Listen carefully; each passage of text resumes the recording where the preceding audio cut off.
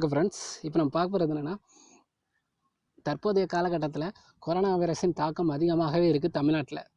தமிழ்நாட்டில் கொரோனா வைரஸின் தாக்கம் அதிகமாகவே இருக்குது. அந்த அதிகமாக இருக்க கொரோனா வைரஸை கட்டுப்படுத்தும் நோக்கில் அரசாங்கம் நல்ல தீவிரமாக ஈடுபட்டு வருது. அதாவது ஒவ்வொரு நாளும் நாளுக்கு நாள் கொரோனா வைரஸ் தாக்கம் தமிழ்நாட்டில் கூடிட்டே இருக்குது. தமிழ்நாடு 2வது இடத்துல பிடிச்சிக்கிச்சு கொரோனா வைரஸின் தாக்கத்தில்.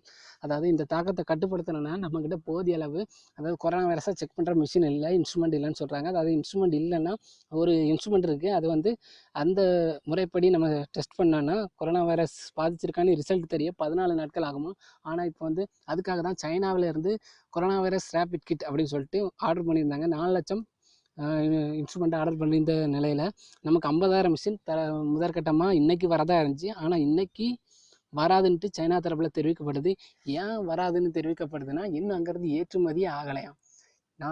ஏற்றுமதி ஆகலை, அதாவது ஏற்றுமதி ஆகலையா அல்லது நமக்கு தர வேண்டிய அந்த ரேபிட் கிட்டை வேறு நாட்டுக்கு அனுப்பி விட்டாங்களாங்கிறது தெரில.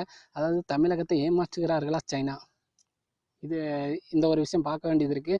அந்த 50,000 கிட்டு ரேபிட் கிட்டு வந்துச்சுன்னா நம்ம அழகாக வந்து டெஸ்ட் பண்ணி நம்ம இன்னும் 2 வாரம் ஊரடங்கை நீட்டிச்சாலும் ஈஸியாக அதுக்கு முன்னாடி எல்லாருக்கும் எத்தனை பேருக்கு இருக்குது எத்தனை பேருக்கு இல்லைன்னு கணக்கு எடுத்து ஊரடங்கை கட் பண்ணுறதுக்கான வாய்ப்புகள் அதிகரிக்கலாம். ஆனால் வந்து இன்னும் அந்த மிஷின் வரலைங்கிறதுனால நம்ம இதே மாதிரி தான் இதே பொசிஷன் தான் 14 பேருக்கு 14 நாள் கழித்து டெஸ்டிங் எடுத்து நம்மளால் செக் பண்ண முடியும்.